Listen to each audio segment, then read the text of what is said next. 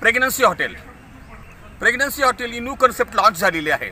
ज्या देशाची लोकसंख्या कमी आहे, लोकसंख्या वाढवण्यासाठी, लोकांना प्रोत्साहन देण्यासाठी पुरुष आणि महिलांनी एकत्रित येऊन लोकसंख्या वाढावी यासाठी उपाय केले जात आहे। आपल्या भारतामध्ये मात्र याची अजिबात गरज नाही आहे। पण प्रेग्नन्सी हॉटेल एका कंपनीने उभं केलेलं आहे। ही कंपनी आहे आर्चे ग्रुप।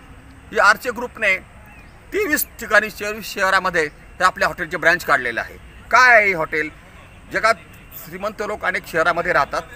काही देशामध्ये लोकसंख्येचा प्रॉब्लेम्स आहेत, कमी लोकसंख्या आहे। उदाहरणार्थ इटली सरकार जे आहे हे लोकसंख्या वाढवायला प्रोत्साहन देत आहे। इटली सरकार लोकांना सुविधा देतं, अनुदान देतं आणि त्याच्यामुळे लोकसंख्या वाढवण्यासाठी प्रोत्साहन देत आहे। हा जो प्रेग्नंट हॉटेलची कन्सेप्ट आहे ही लिदिलास गोवास्की यांनी सुरू केलेली आहे। पोलंडमध्ये यांनी संकल्पना सुरू केलेली आहे प्रेग्नंट हॉटेल। या प्रेग्नंट हॉटेलचे 23 ब्रांचेस झालेले आहे। या हॉटेलमध्ये ज्या महिला प्रेग्नन्सीला येतात त्यांना प्रोत्साहन दिलं जातं। महिला आणि पुरुष ज्यांना येतात त्याच्या स्कीम पण टाकलेल्या आहे वेगवेगळ्या।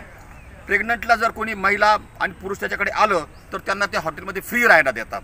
त्याच्यानंतर जर त्यांना काही ती बाई जर त्या हॉटेलमध्ये येऊन प्रेग्नंट झाली तर ते सेलिब्रेशन केलं जातं, प्रॉपर्टी त्यांना दिली जाते, खूप त्यांना प्रोत्साहन दिलं जातं। सेलिब्रेशन्समध्ये केक वगैरे कापला जातो, पार्टी केली जाते।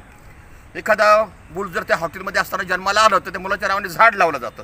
ही खूप चांगली कल्पना आहे। एखादी गर्भवती जर तिथे डिलिव्हरी करण्याकरता आली आणि तिला जर मूलबाळ झालं तर त्याला ते वेलकम पॅकेज दिलं जातं। या वेलकम पॅकेजमध्ये त्याला ते बेबी स्ट्रोलर दिलं जातं, त्यांचा बड्डे साजरा केला जातो। हे खूप उपक्रम तिथे केलेले जातात। या पोलंडमध्ये जे आहे हे हॉटेल प्रेग्नन्सी या हॉटेलला खूप प्रसिद्ध मिळत आहे। या इटलीसह अनेक देशामध्ये पण अशा प्रकारच्या हॉटेलचे ब्रँचेस सुरू झालेले आहे। भारतामध्ये पण हे असं हॉटेल व्हावशी कन्सेप्ट होती, पण गरज नाही आपल्याकडे।